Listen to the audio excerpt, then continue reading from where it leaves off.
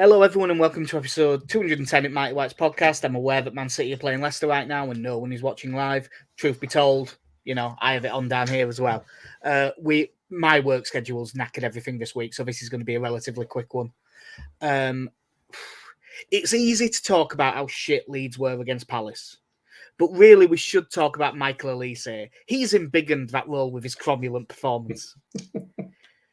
The lesser used words. Right. So we'll do the quick bit.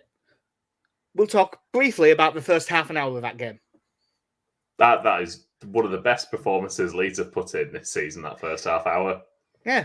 Domineering, confidence, everything you dreamed of. Patrick Bamford scoring a header direct from a corner. Yeah. Sinisterra nearly scored early on. He had another couple of efforts that were pretty well saved. Aronson had his little back heel flick, which was pretty well saved. Strauch had his header from a free kick, which was very well saved. It was really Leeds playing well. Obviously, Bamford's header is a fantastic header. Good corner from Aronson. Well, I suppose good corner because there's a near post run. If no one's there, it looks like a bad corner. But yeah, at half an hour, you were just watching that game thinking, we've got this. Yeah. I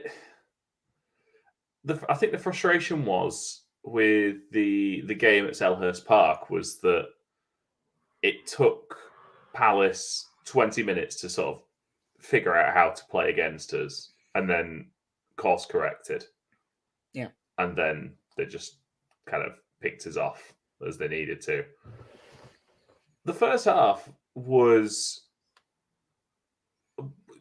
them not really doing anything except whenever it was a set piece, and we just decided to not mark anyone. Yeah, I didn't really see the two chances early on in the set pieces because it was when we all had his backs turned. I have since seen back them Schlupp hitting the post, completely unmarked, 6 yards out middle of goal, and the second one wasn't great either. But yeah, we also looked a massive threat at set pieces because they weren't defending. It was a weird one for that. And then sort of 30 to 40, maybe 35, but there was 10, 15 minutes after that half hour where they did start to get in the game. Eze started dropping deep and getting on the ball, and they looked a bit better for it. But we still didn't look in any real danger. And then we give away a cheap set piece, which in the ground at the time, I still didn't think looked like a free kick, and I haven't seen it back. And by the sounds of it, when I asked on the day, no one who'd seen it on telly saw a replay. They never showed one. No, it cuts from, if I remember, I can't remember who it's kind of a close-up shot of. And then it just cuts back to the hard camera with Rocker and whoever it was going to ground. I think, if I remember rightly, that it was Eze, but I know it was definitely Rocker, but it was one of them where it looked like they give it away and just run into him and shut the sense of her. Yeah. But I haven't seen it back, and I was in the ground, so I could have just had Leeds eyes in. However, the main thing that you have to do is defend it. I mean, Elise swings it in, and they sort of deflect it between two of them so it loops up into the air. But both of those two are basically unmarked. And then it loops up in the air. Gay reacts, no one else does, including Melier, who, I mean, look, I still think he's one of the better young goalkeepers in Europe, and he will keep getting better because he's young. But God, he's slow getting off his line there. If he sets off, if he reacts even a little bit slow, he gets there first comfortably. And he's just, don't go. It was just terrible all around. It's just... I haven't seen us defend that badly at set pieces since kind of that run in the first season back in the Premier League, where it just became you've got a corner against Leeds, so you're 1-0 up, I hear. Yeah, the bit where the joke was Bielsa will not do set pieces because they are cheating. Yeah, it was just...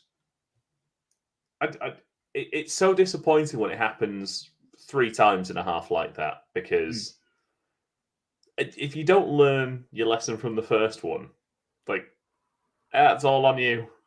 Yeah.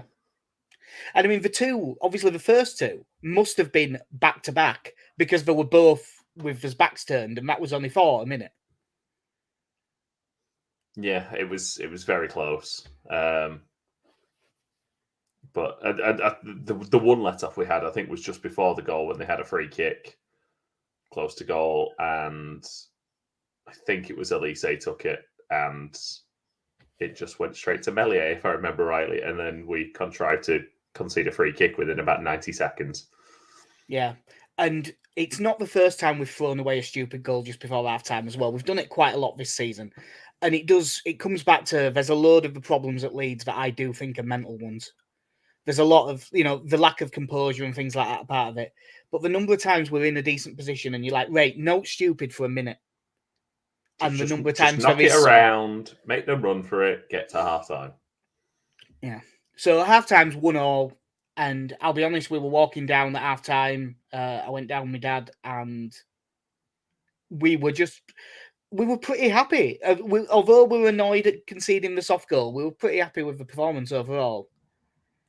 And then I just have to say, like, in the grand scheme of all the time you've been watching Leeds United, how bad was that second half?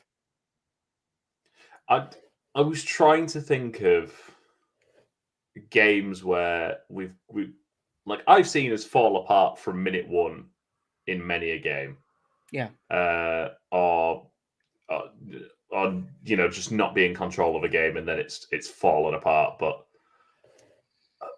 I was really struggling to think of a game where we were in front and you think, right, this Palace team are struggling, they're having to work for it. We should, we're creating chances. It's not as if I haven't looked at the XG, but I imagine it will have been. I think by the end, Palace will have had a lot. Oh, I meant for us in terms of like our chances in the first half. Like I think we had some good chances. They weren't sort of half chances. Sam Johnson had to play really well in that first half. Yeah, he did. He had a really good game. For what it's worth, Infogol has us by the end of the game 1.04 to 3.34, and that is probably almost entirely the first half. Will that XG? I think we had a couple of tame efforts in the second half, didn't we? But no, like the closest thing I can think of is the second leg of the playoff game against Derby. Yeah, that's the example a few people have used, and I definitely think it's the best one. Of just conceding a stupid goal just before half time and then falling apart with a massive defensive error, and then Dennis Wise clearly came in to give some words of wisdom to really lift the lads. Yeah. In case anyone doesn't know why he's saying that, when Dennis Wise was manager, the number of games we'd be good in the first half and then come out for the second half playing terribly. It happened all the time. We won't go through all the goals. The one that I do want to talk about is the Palace's second goal. Because although we've started the second half badly, while it's one apiece, you're still in the game. And I don't really like going, this player. But there comes a point where you have to. And they have got to drop Luke Ayling. I love Luke Ayling. He's been a tremendous servant to the club. He's been a brilliant part. There were some of those championship games where he drove us on by himself. He's been absolutely brilliant for us. But you can't carry someone who's playing like this. Like, Leeds won 3 50-50s to get possession back. And he just twatted it across the pitch to nobody. Gave it away. They break. Strauch and Firpo should probably do better with being with the runners. But it's a crossing that is relatively easy to deal with if Ayling just steps forward and heads it away. But instead he steps backwards so Ayew can get in front of him. And like at the minute, like Forest's goal, Ayling was the mistake that led to it. Arsenal, we ended up getting battered, but while it was 0-0, we had as many chances as they did, and then Ayling gave away a stupid penalty. You can't. He has runs. He's had runs like this before as well. If you just have it in dreadful form, get him out the side. He might be in decent nick in a couple of weeks, but right now you just can't. You can't carry someone who's playing like this. No, and I think you saw in his reaction to that. He absolutely knew it, didn't he? And I think that's the reaction to his form of these last few weeks, not just that incident. Around the time of the of the Man United games, I think he came in and did a job in them. But he had a really, I mean, he set like a tackling record, didn't he? Yeah, but He had just a ridiculous run where he did that. But I think, if I remember rightly, he also did like give away a goal in that. like it's just this run that's been going on for a while now. And look, I am not looking for Grathia to have a go at him. Like, I don't expect any manager to criticize him, but it's in the same way when you talk about a goalkeeper that's out of form. Like, at some point, yes, you've got to defend them to the media, but at some point, if they're not playing well, you have to drop them. And I'm not a massive fan of Rasmus Christensen, the central midfielder who moonlights as a right back, apparently. But unless they have recently changed the laws on terminating loans in between the transfer windows that I didn't know about, and I'd like to think I do. I play enough Football Manager. It kind of has to be him. Yeah, he's got to come in at the minute. We can't keep doing it. It's unfortunately this last few games, it's been like starting with a goal down, and you can't end up like that. I can't be fucked really talking about the rest of the goals in detail. There was, it was shit just all over from basically everyone. Is there a single player from that second half that you can give any credit to? No. I'll tell you. I can tell you who came out of that second half looking good. Is it Tyler Adams? Cody Drammer, Tyler Adams, Darko JB. Anyone not associated with this mess? Yeah. Leaf Davis. They came out smelling the roses from that second half. It was just Jordan Stevens, Robbie Gotts. It was fine players. It was. I mean, I put on our Twitter that it was shameful, and I did actually mean that.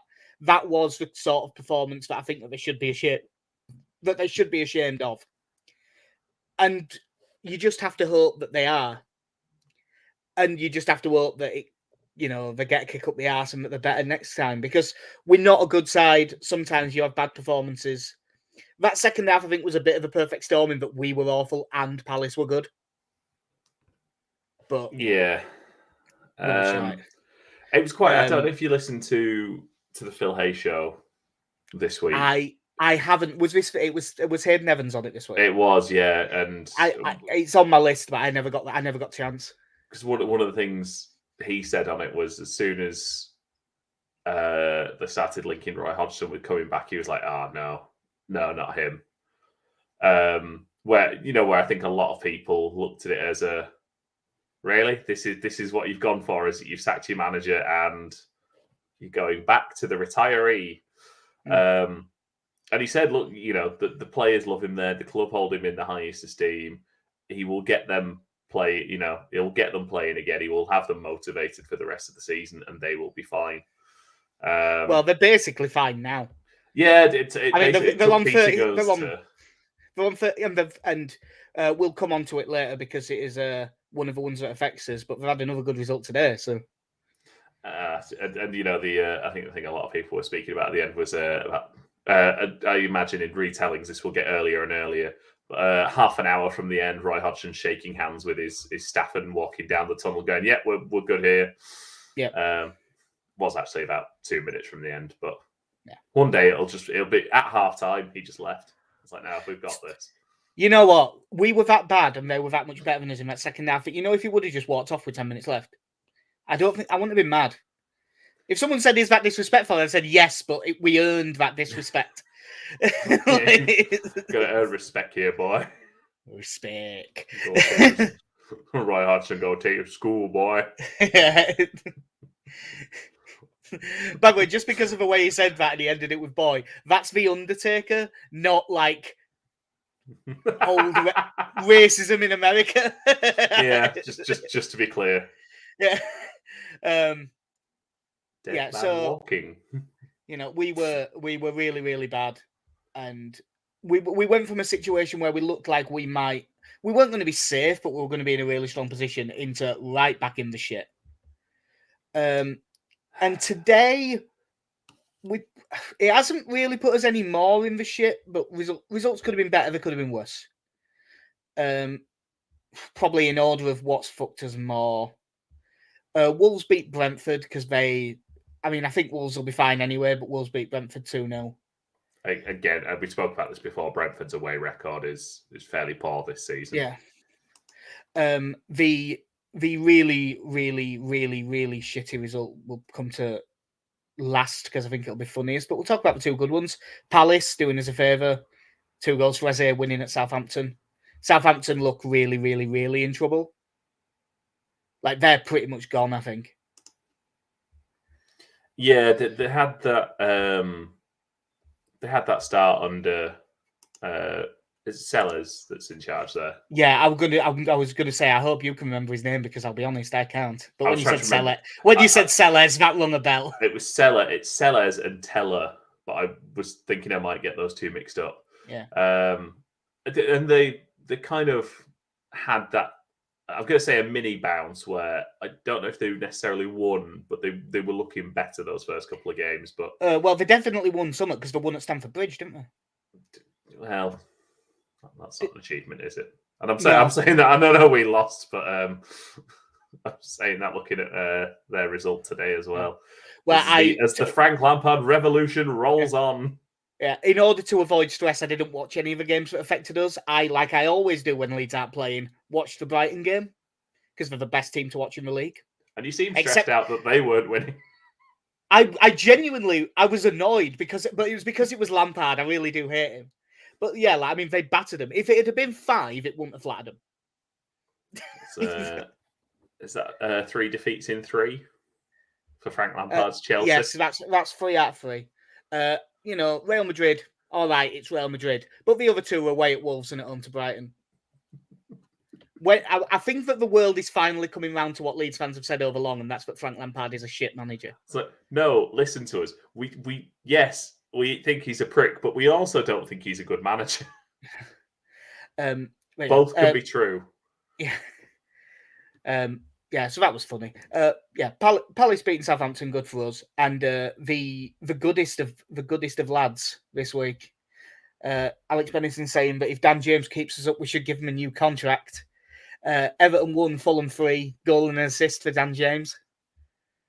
He's a good lad, isn't he? Yeah. He's a good lad, that little scum bastard. It sounded like it was a really weird game that was all over the shop. Like, Fulham started out battering Everton, and then Everton made one change, and Everton battered Fulham for a bit. And then it was a bit more even, but Fulham took it. That is a really important one for us, because as much as, we probably, you would think, aren't going to get anything on Monday night, that keeps Everton 2 points behind us, and we've got the game on Monday in hand. Yeah, sorry, I'm just looking at the detailed Premier League table, so I don't think this will have been updated from today's results.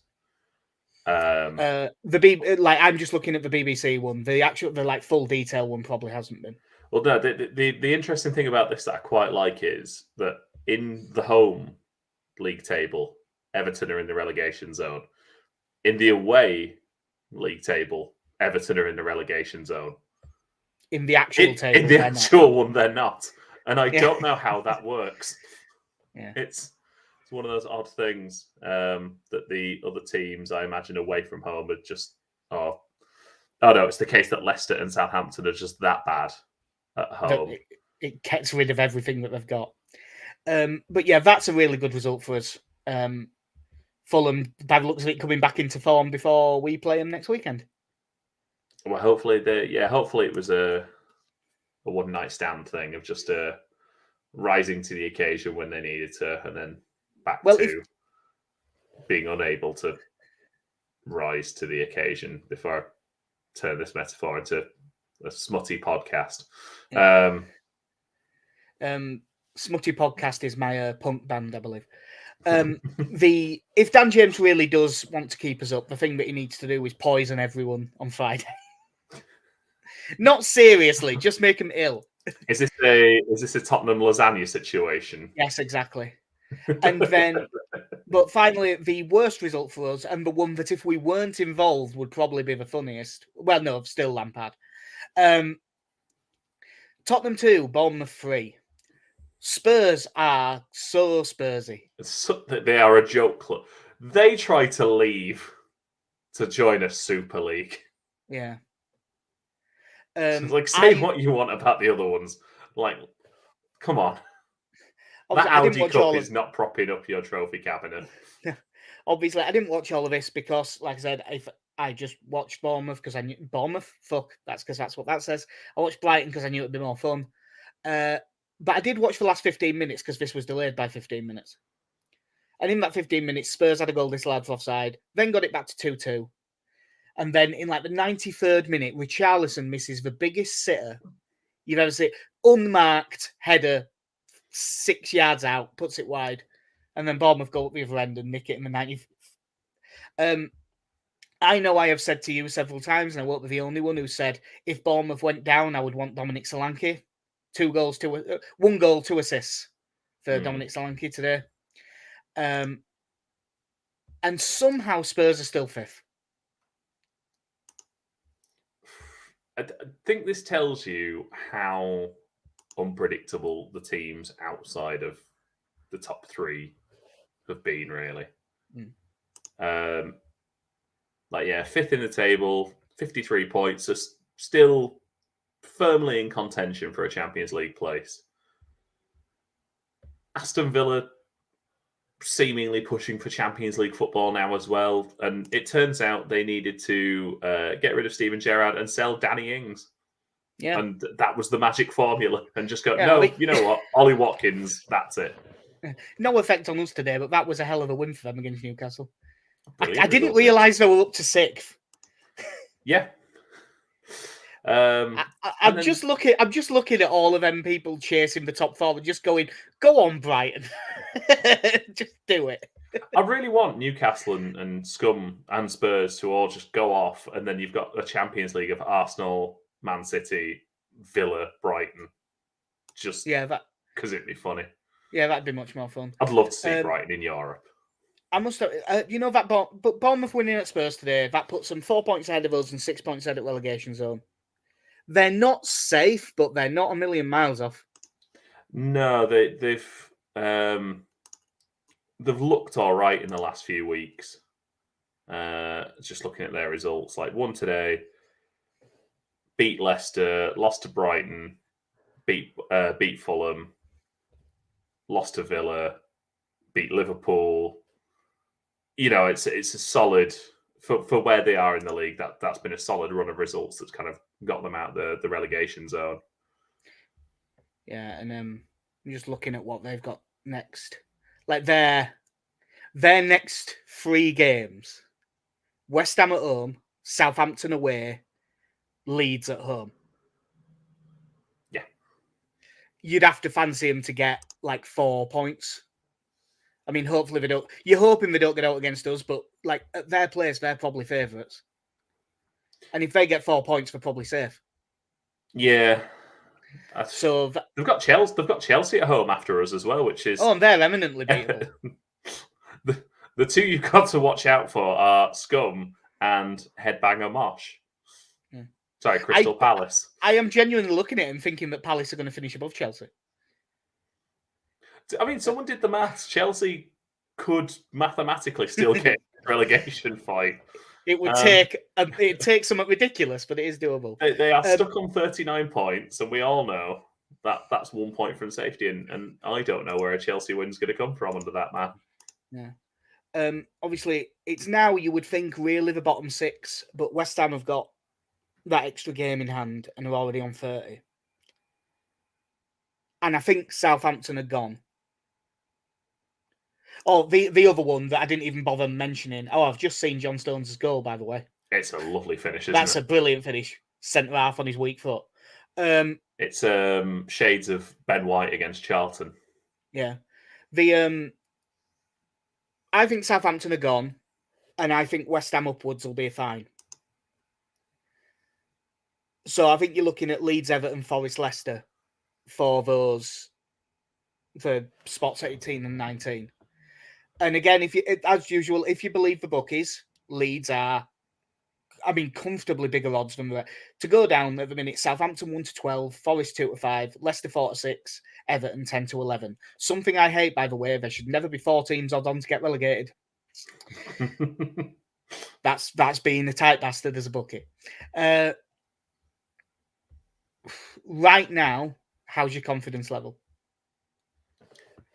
It's very much where it was, because you asked me last time if we won this, did I think we were safe? And I said no, because it was still so tight down there that a bad result would drop us, and that that's the daft thing that one win has got Crystal Palace pretty much safe, pretty much clear of that now. But yeah, it really has separated out quite a lot, and from how ridiculously tight it was. Yeah, it was quite funny because I said I wasn't confident, but there was a lot of. But again, the talk was, if we win this, I think we'll be okay. And then listening to Radio Leeds afterwards, of people just thinking, well, that's it, we're fucked, it's over. And I think it will be close. I don't think we'll go down, just because I know it's Man City, but I took from before John Stones even scored in that Leicester game. Man City kicked off, passed it to their centre back, and Leicester dropped back. Oh, did they immediately? Because I didn't see the first 15, 20 minutes. It wasn't even a case of hold your line. No, they dropped. And I was surprised they went for Dean Smith, because his experience in a relegation fight has not been great. Well, what has he had? He's had getting sacked by Villa because there might have been in one, and then having survived the year before because of goal line technology failing. Oh yeah, that did happen, didn't it? I forgot about that. Then they were getting dragged into it again, so they sacked him and got Steven Gerrard in. He went to Norwich after that. Yeah, he was at Norwich. And then, right, I've tried to remember the timeline of this. Did he get Norwich up and then do nothing with Norwich in the Premier League and got sacked because they were going down? No, he took over from Daniel Farke and then took Norwich down. Yeah. Okay. That was when he came in, and then he got sacked middle of the first championship season. So it didn't go well. No, it's not the inspiring choice. What they should have done is gone for Roy Hodgson, clearly. That's the man. Yeah, it turns out that's whoever. Turns out that's what we should have done. That's what everyone should have done. We should all hire him. Just share Roy Hodgson between us. Give him the England job again. No, please don't.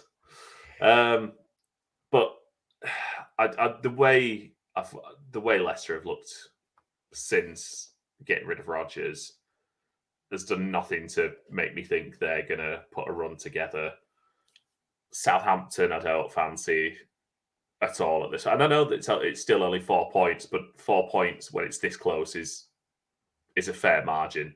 That's back-to-back wins you need to put together to get yourself out of there, and they're not going to do that. And I look at Forest and just think they just don't score enough goals. Forest are winning tomorrow. I'm telling you right now.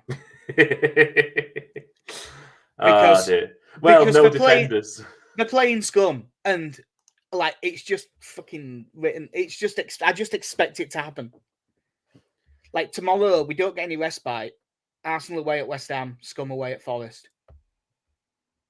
We need. To be honest, as I said, I think West Ham are getting out of it anyway. But you need 2 away wins there.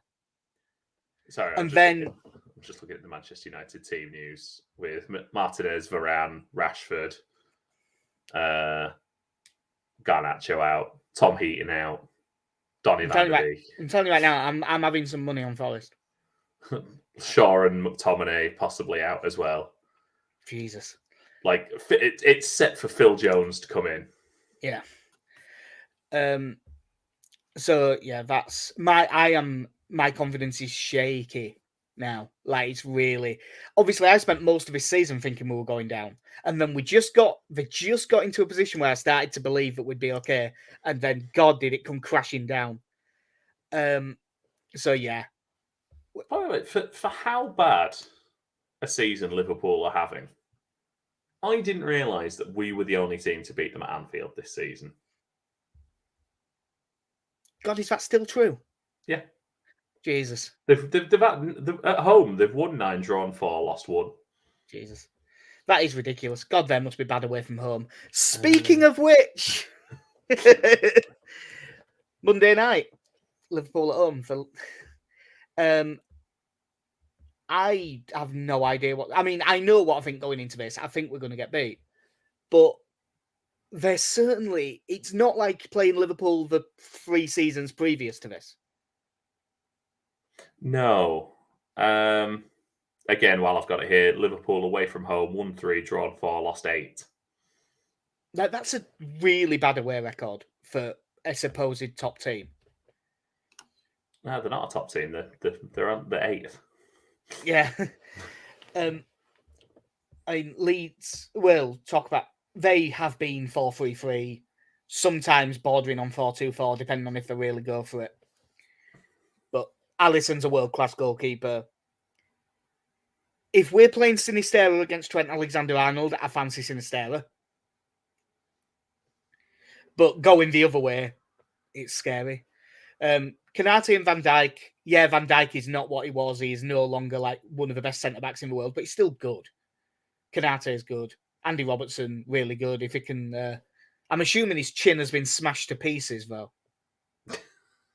Judging by his reaction.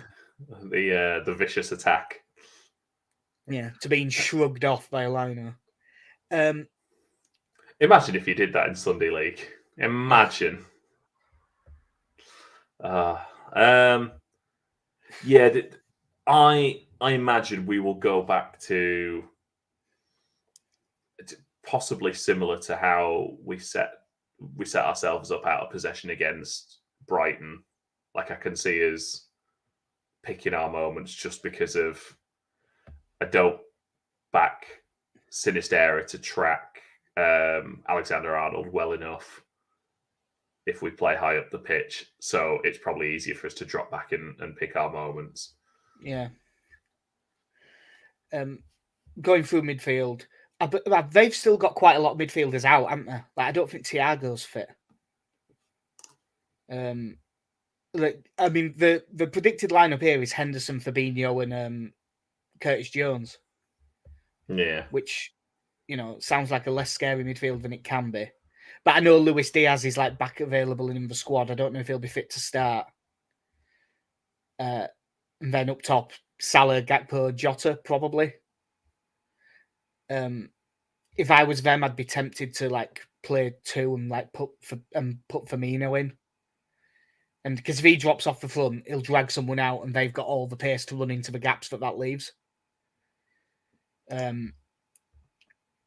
But their team in a 4-3-3, it's not overly complicated. It's just full. It's just got a lot of good players in. It just depends how strong their midfield is. However, our midfield in that second half was completely non-existent. Yeah. I mean, we just looked wafer thin, didn't we? Yeah. Which is frustrating because you've gone from a couple of really good performances from McKennie and Rocker, and it just disappeared, and it went, and in the blink of an eye, Jack Harrison returned to I'm going to try really, really hard, and everything I do is not going to work. Yeah. You know that Pepper's got his feet up here because he's took Haaland off at half time.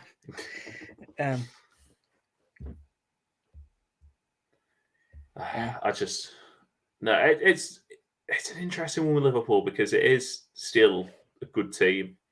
They should be. There's no excuse for that squad being 8th. What did they line up? Like again, the daft thing in this poor form, this poor season they've been going through, is 2-2 draw against Arsenal. And I watched that coming game. from 2-0 down as well. I watched that game. Arsenal were miles the better side for about, weirdly, I think it was about half an hour. And then Liverpool could easily have won it. Yeah, that team that I just listed from who scored is what they played in the last game. Thiago was on the bench though, so I think he'll come back in. Probably for Curtis Jones. I tell you what, though, if you're playing against us, I don't think you play Gakpo centre. Well, you might play him centre. Like you maybe drop Jota deeper, and you play Darwin Núñez against us, because I just think he'll have the run on our defenders. Well, he did at Anfield. He did have. This was still sort of the early days of. Bless him, he's trying so hard and not scoring goals, Darwin Núñez. Yeah. But he did have some decent chances there that I think we probably got a bit lucky with, ultimately. You say about Thiago coming in, though, if you've got a midfield three of Thiago, Fabinho and Henderson... It's a bit slow. It's not the most mobile midfield, which admittedly... Yeah, but is up if against ours is McKennie and Rocker... Yeah. Does that matter so much? But Thiago's like incredibly good at turning out of pressure and stuff like that, and I think that could be valuable. Interesting note on Weston McKennie, by the way, because I started a Football Manager save with the update for Leeds, and Weston McKennie's finishing is better than Patrick Bamford's. Yeah, and I think he scored like 2 goals in about 2 years. Yeah, so his both of them. Is 14. His finishing is 14 to Pat Bamford's 11, which I thought was a tad harsh. That is way too high. Is that McKennie stat? Well, Alice is talking about Sam Greenwood now. He doesn't understand why no one rates him, and he thought it was, superb at the end of last season and stuff. Now, I wouldn't be throwing him in, but he's another one who probably came out of the last game looking good by not being there. But on that topic, what changes do you think we will make? First on Sam Greenwood, I think if you're going to play Sam Greenwood, he needs to be there instead of Aronson, probably, in this team, if you're going to throw him in. I know he finished off last week. Like, throwing him in against Brentford was definitely a bold call on Jesse's part, and it worked out, and he had quite a good game. But can you remember how shocked we were when we read that in the pub? It was a bold call. But yeah, I think if you have like McKennie and Adams sort of playing behind him, I think you probably get away with that. But if you were to bring him in centre mid, you couldn't play him with Rocker for certain, and I don't think you could play him with McKennie really. No, I still don't know. I know you've said you probably see him as a 10 going forward.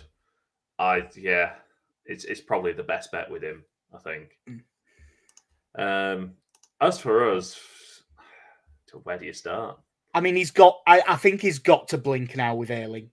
I think Christensen has to come in. Yeah. I did say this before the Palace game, admittedly, but I just don't see how we can't. Depending on I will say from press conference, he's been in training, but it didn't sound to me like Verba's going to be available. I think if it's touch and go for this one, he'll leave him out because he knows that the games that follow this are probably the big ones. Yeah, I'm looking at what else you can change, and it might be a case of maybe Sinistera drops out as a defensive call, but I suppose on the flip side of that is Nonto or Somerville any more defensive minded than Sinistera. What I was going to say is I think our best chance of creating something, as with every single team that's played Liverpool this season, our best chance of creating something is down that side. So if Sinistera drops out, the only way I'm okay with it really is if it's Nonto that comes in. Yeah, I mean, I look elsewhere at that team. Outside of, like you say, if you wanted to bring Sam Greenwood in, but I wouldn't bring him in to play alongside either McKennie or Rocker. I think it'd have to be part of the three. There is an argument for playing a straight 4-3-3 in this, or even a more straight 4-4-2. But with that, you probably, I don't know who you'd play on the right. You could just play Harrison on the left as like a left mid, probably Aronson, if you were going to play it as a straight 4-4-2. But I don't think we'll do it.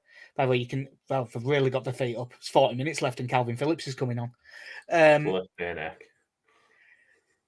Yeah, I do. Sometimes you forget where he plays. Yeah, so I think it'll be Cock and Strauch again, because I don't think Verb will be fit. I mean, I'll look at the bench, and the only players you could feasibly see coming in are like for like swaps, and Christensen coming in because of Ayling's form. Like, you're not going to throw Forshaw into this one. I'd be very surprised if he throws Liam Cooper in. I will say that I wouldn't throw Forshaw in, but I wouldn't rule that out. Just there's been a lot of media talk about him, and I don't think it's come from nowhere. I think that there's a reason that it keeps coming up, so it wouldn't shock me. I genuinely wouldn't be surprised if he got thrown in. I'm not sure it's a good idea, but I think that might happen. I would, because we have lacked a bit of quality on the ball, I would like to see Rodrigo get into this side again. Just see if he can be what he was before, even if that means dropping Bamford. But I'm not sure. That isn't something I'm like sure, because the thing was that the whole Bamford focal point thing, it does usually make us better. Yeah, I do think it. Even when he's not playing well, particularly, I do think he helps us get higher up the pitch. Yeah, and you definitely need that. That being said, was it Rodrigo? I think it was Rodrigo up front on his own last time we played them. Yeah, at Anfield it was. Yeah, because he scored from that shit back pass early on. Ali sent us a message saying, surely Aronson's lack of productivity has to see him lose his place soon. I would, in an ideal world, I would quite like Rodrigo for Aronson. I just don't think that happens against Liverpool, because I think we're going to have like 35% of the ball. So you probably want Aronson terracing about. Whereas for the Fulham game, if instead of Liverpool on Monday night it was Fulham, I'd be absolutely advocating for Rodrigo in for Aronson. It's such a weird one with Aronson. I thought again, first half he looked better against Palace, but then second half just became. Well, I mean, I suppose he set up a goal with a set piece and he nearly scored himself. Yeah, but second half he just became the same passive player that he's been for a lot. Yeah, get up. And it is that thing again of going down, and you're like, mate, like we do not have time for this. You are not Bruno Fernandes. Get up and get back. Yeah. Ali's response to that is that Aronson is a poor man's Dan James. And, well, Dan James got a goal and an assist today, so it's harder for me to argue. I would just argue that neither one of them was worth the roughly 25 million quid that we paid for them. I just don't see many changes you can make. It's sort of weird, isn't it? There's probably 7 of them that you could drop, but I don't think that we will. No, I am getting this weird feeling that it's Aronson out, Forshaw in, and McKennie plays as like a 8 going into a 10, a bit like he did in the FA Cup game at Fulham. That sort of the wide 10 sort of drifting in. And Steve Morrison. I could sort of see that happening. But I think Bamford keeps his place. I think you've got to leave Sinistero in and just tell him to just go at Trent Alexander-Arnold just all day. and just keep giving him the ball. And if he's knackered after an hour, that's fine. Yeah.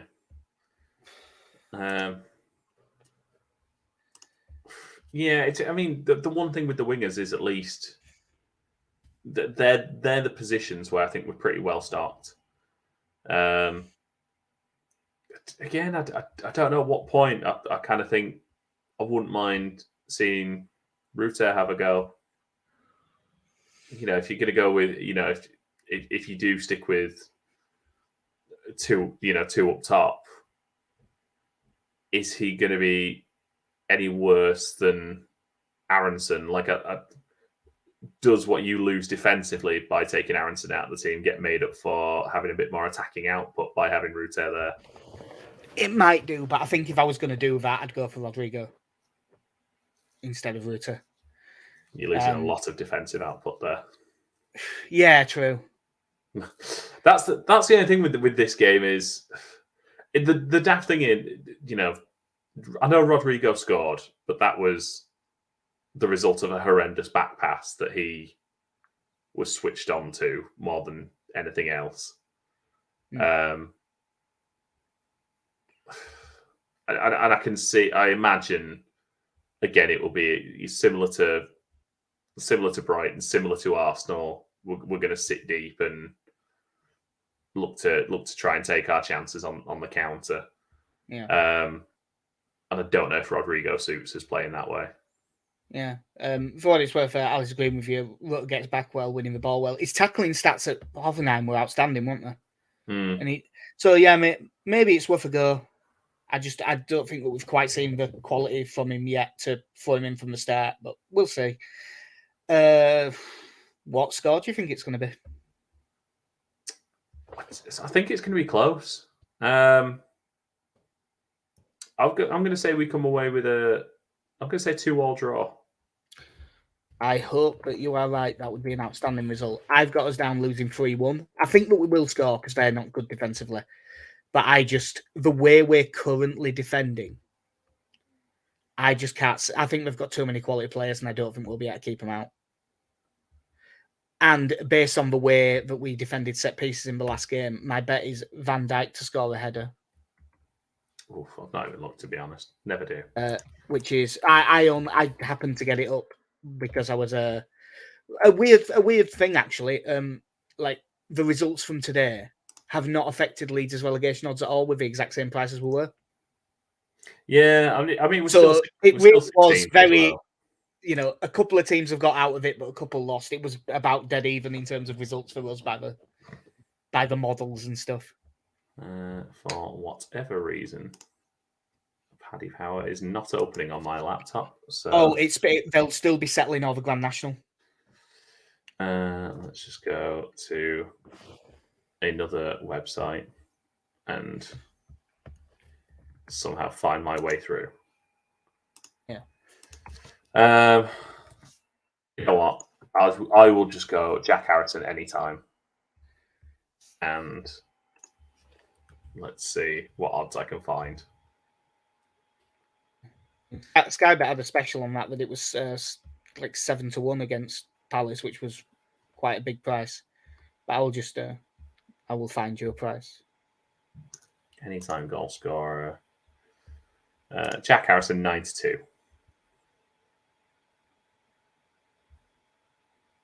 Yep. So I will go with that. Cool. Well, hopefully we can get a result because it really would make a massive difference if we could. But I must admit, I'm not confident going into this. No, but last time it was a tense affair. At least this will be for us the start of a long day of drinking.